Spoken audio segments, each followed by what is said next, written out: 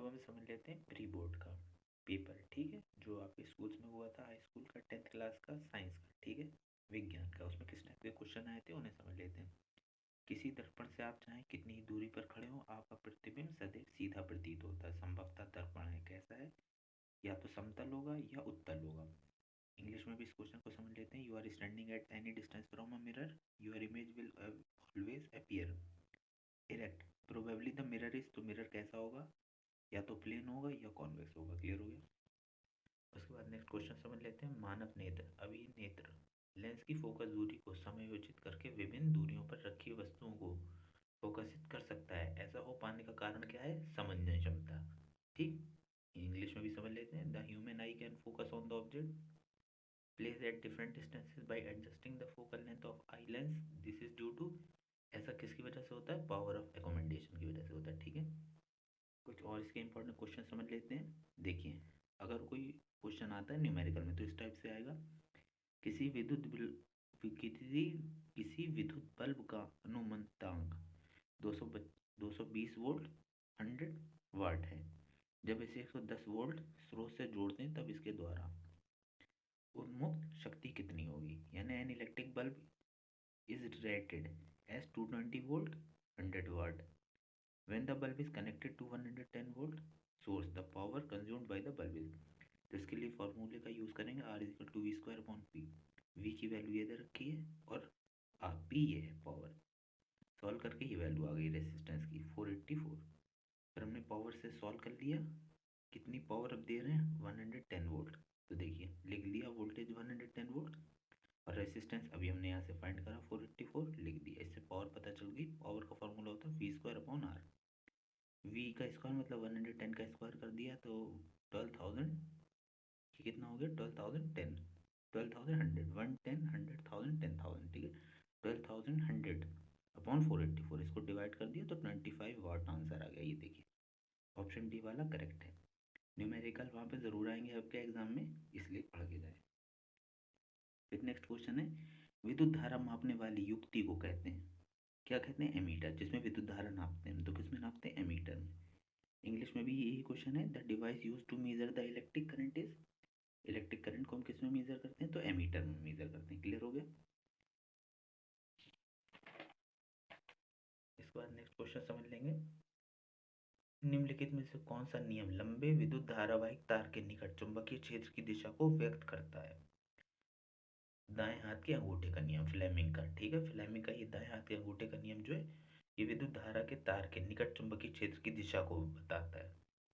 Question English में भी यही था। Which of the following laws gives the direction of magnetic field produce to a long current carrying wire. Magnetic field को जो produce करता है लॉन्ग वायर जिसमें करंट फ्लो हो रहा होता है, तो फ्लेमिंग का ये कौन सा रूल है, तो रूल है राइट हैंड थंब रूल।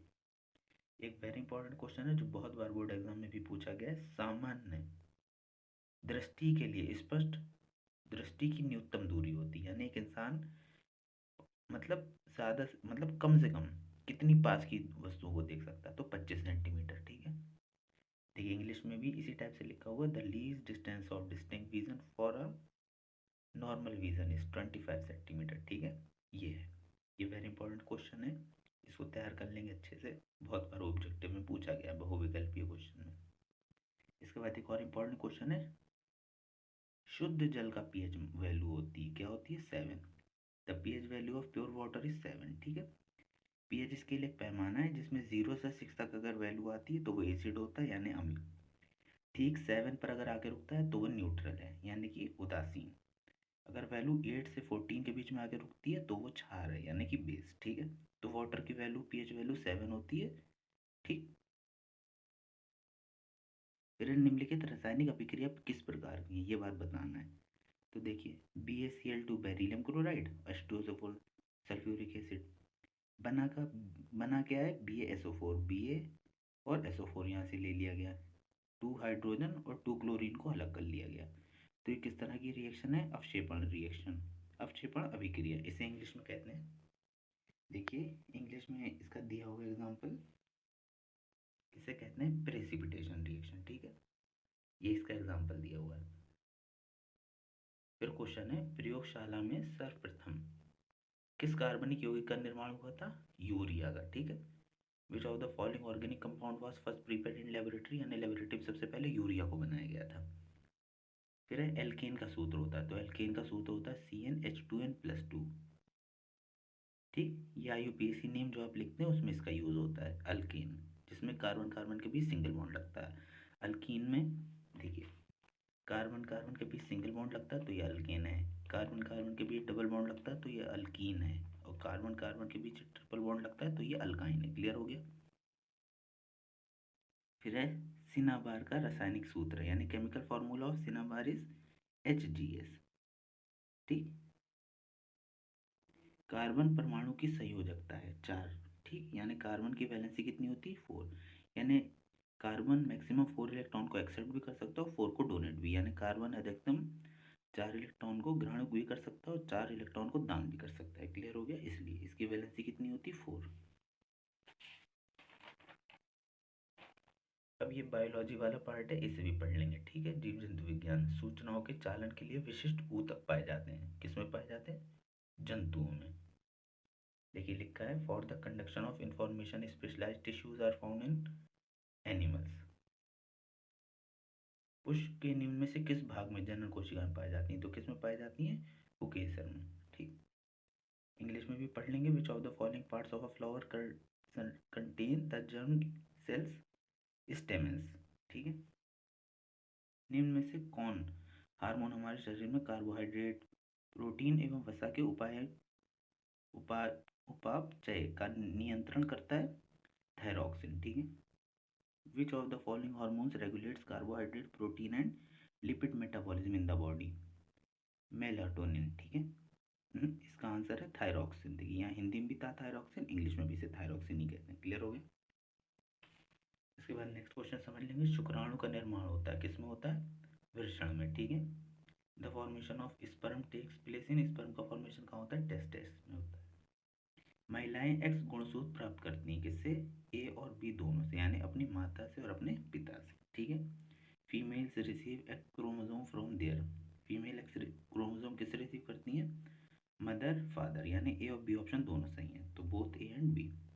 निम्न में से कौन एक उत्पादक है? तो कौन है? हरे पौधे। विच of the following is a producer? कौन है प्रोड्यूसर? Green plants. ठीक है, वृद्धि का संदमन करने वाला पादप हार्मोन है, कौन है? एब्सिक अम्ल। Plant hormone which inhibit growth is abscisic acid. ठीक, इसके बाद देखिए एक और न्यूमेरिकल है। एक कार की हेडलाइट में अवतल परावर्तक लगा है। दीप्त तंतु की लंबाई 4 मिलीमीटर है। तंतु की प्रतिबिंब 40 सेंटीमीटर बड़ा तथा परावर्तक से 5 मीटर की दूरी पर बनाने के लिए कितने फोकस दूरी का परावर्तक लगाना होगा? इंग्लिश में भी इसे समझ लेंगे। The head light of a car has a concave reflector, यानी कॉनकेव की बात हो रही है। The glowing filament of a light has a length of 4 millimetre to form an image of the filament of 40 centimetre large at distance 5 metre from the reflector. Reflector should have much how much focal length? Focal length के बारे में पूछ रहे हैं, तो देखिए पहले तो इसका फॉर्मूला ये वाला पढ़ लेंगे। कौन सा? m is equal to I upon होता है आवर्धन क्षमता, क्या होती है? आई अपॉन और distance of image upon distance of object. वस्तु की प्रतिबिंब की मतलब कि प्रतिबिंब की ऊंचाई बटे वस्तु की ऊंचाई, तो प्रतिबिंब की ऊंचाई और वस्तु की ऊंचाई डिवाइड कर दी, आंसर आ गया। क्लियर हो गया। फिर इसमें क्वेश्चन और पूछा गया है, write down the unit of resistivity, यानी रेसिस्टेंस की यूनिट क्या होती है? तो प्रतिरोध की जो इकाई होती है, प्रतिरोध किस में नापते हैं? ओम में नापते हैं, ये ओम का साइन है। ठीक है, ये भी क्वेश्चन वेरी इंपॉर्टेंट है, बहुत बार पूछा जाता है। यूनिट के रेसिस्टेंस की यूनिट क्या है? तो ओम। प्रतिरोध की इकाई क्या है? ओम। ओम में नापा जाता है। ठीक है, फिर IUPAC भी बहुत बार पूछे गए। C3H7CHO, इसका नेम क्या होता है? ब्यूटेनॉल। CH3CO, CH3 का नेम क्या है IUPAC में? प्रोपेन 2 ओन, इसे हम एसीटोन भी कहते हैं। CH3 CH2 CH2 CH2 CH2 CH2OH, इसे कहेंगे हेक्सेन 1 ऑल। हेक्सेन क्यों कहेंगे? क्योंकि देख ली इसमें कार्बन कितने? 6 और एक ऑल ग्रुप भी लगा, यानी हाइड्रोक्सी। इसे प्रोपेन क्यों कहा था? क्योंकि इसमें कार्बन 3 है, 1 2 3। ठीक, और ये एसीटोन ग्रुप है। C3 की वजह से एक कार्बन, वो देखिए कार्बन क्या है, कितने, 2 हैं, ठीक। ब्यूट, CHO, CHO बॉन्ड कौन सा होता है, अल, तो ये क्या होगा, ब्यूटेनल। कार्बन कितने, 4 हैं, देखिए 3 कार्बन ये है और एक ये, 4 कार्बन की वजह से ब्यूट, सिंगल बॉन्ड की वजह से एन, ब्यूटेन, और CHO ग्रुप लग गया तो अल, तो ब्यूटेनल। इसमें कार्बन 6 है तो हेक्सेन, सिंगल बॉन्ड है तो एन, हेक्सेन। 1 फर्स्ट नंबर पे कौन है, हाइड्रोक्सी ग्रुप, यानी हेक्सेन 1 ऑल। इसका दूसरा नाम क्या हो जाएगा, 1 हाइड्रोक्सी हेक्सेन, ठीक। इसका नाम हो जाएगा, कार्बन कितने इसमें, 4, 3 1 4, तो ब्यूट, सिंगल बॉन्ड है वो, देखिए डबल, दूसरे नंबर पर क्या है, 1 2, दूसरे नंबर पे ट्रिपल बॉन्ड, तो लिख दिया ब्यूट 2 आइन, ठीक है। ये है इसका IUPAC नेम। इसके बाद बहुत बार ये भी पूछा जाता है, निम्नलिखित रासायनिक समीकरण में ऑक्सीकरण तथा अपचायक पदार्थ कारण देने हेतु, मतलब ये बताइए कि इसमें ऑक्सीकरण कहाँ पर हो रहा है और अपचायन कहाँ पर हो रहा है। इंग्लिश में भी समझ लेंगे, right oxidising and reducing agent, इसमें ऑक्सीडाइजिंग और रिड्यूसिंग एजेंट बताना है। तो देखिए Cu पे डबल पॉजिटिव चार्ज है, यानी इसने, Cu का मतलब है कॉपर, तो इसने इलेक्ट्रॉन को क्या किया है, ऑक्सीडाइजिंग एजेंट, मतलब इसने इलेक्ट्रॉन डोनेट किया, देखिए 2+ चार्ज आ रहा है, तो ये हो गया ऑक्सीडाइजिंग एजेंट। रिड्यूसिंग एजेंट कौन है, जिंक है, ठीक है। रिड्यूसिंग एजेंट इसमें Zn मतलब जिंक है, और ऑक्सीडाइजिंग एजेंट कौन है, Cu है, यानी इसमें जो ऑक्सीकरण हो रहा है वो किसका हो रहा है, कॉपर का। और इसमें अपचायक कौन है, रिड्यूसिंग एजेंट कौन है, Zn यानी जिंक। फिर ये रिएक्शन समझ लेंगे, राइट द बैलेंस, ये भी बोर्ड एग्जाम में जरूर आएगी, right the balance chemical equation for each of the following. तो देखिए मर्क्यूरी ऑक्साइड है तो इसे कहते हैं 2HgO, कह रहे हैं हीट करिए तो हीट कर दिया, कह रहे हैं मरकरी बनेगा तो हमने मरकरी बना दिया, कह रहे हैं और साथ में क्या बनेगा, तो देखिए मरकरी था, क्या बचे, ऑक्सीजन के 2 एटम बचे तो हमने लिख दिए, ठीक। यहाँ पर देखिए कह रहे थे आयरन थर्ड, तो देखिए आयरन, आयरन थर्ड ऑक्साइड, यानी आयरन और ऑक्साइड बनेगा तो Fe2O3, आयरन ऑक्साइड, और एल्यूमिनियम, तो ये एल्यूमिनियम, तो मिलकर क्या बना, Fe2 थे तो 2Fe, बाकी Al कितने थे, 2 थे, तो देखिए 2Al, O3 थे तो यहाँ पर भी 3 है, क्लियर हो गया, 2FeAlO3, देखिए ये हो गया। रिएक्शन का मतलब ये होता है रिएक्शन बैलेंस करने का, यानी समीकरण बराबर करने का, संतुलित करने का, जितने रिएक्टेंट हैं यानी जितने अभिकारक हैं, प्रोडक्ट भी उतने ही बनने चाहिए, यानी जितने रिएक्टेंट हैं उतना ही प्रोडक्ट बनने चाहिए, जितने अभिकारक हैं उतने ही उत्पाद होना चाहिए। मतलब अगर Fe यहाँ 2 है तो यहाँ भी 2 ही रहने चाहिए, यहाँ O3 है तो यहाँ भी 3 होने चाहिए, मतलब कम ज़्यादा नहीं हो सकते, ठीक है। इसे कहते हैं रिएक्शन बैलेंस करना। फिर है जिंक कार्बोनेट, तो जिंक कार्बोनेट होता है ZnCO3। फिर कह रहे हैं उसको हीट करिए और जिंक ऑक्साइड बनेगा, तो देखिए जिंक ऑक्साइड बन गया ZnO। कह रहे हैं और साथ में क्या बनेगा, तो और साथ में CO2 बनेगा, क्यों, क्योंकि कार्बन एक था, एक है, एक O यहाँ यूज़ हो चुका और O यहाँ 3 है, एक जब यूज़ हो गया तो 2 बचे ना, तो देखिए CO2 हो गया, जिंक ऑक्साइड बना और कार्बन डाइऑक्साइड गैस बनी। फिर एक कॉपर सल्फाइड कह रहे हैं लिखिए, तो ये 2CuS, ये हो गया कॉपर सल्फाइड। कह रहे हैं इसमें Q+ ऑक्साइड मिलाइए, तो ये हो गया Q+ ऑक्साइड, ठीक। कह रहे हैं क्या बनेगा, यहाँ पर लिखिए, तो देखिए ये बनेगा, लिख दिया हमने कॉपर ऑक्साइड और sulphur dioxide SO2। Saponification, hydrogenation और सब्सटीट्यूशन रिएक्शन, ये आप एक बार बुक से पढ़ लें, ठीक है।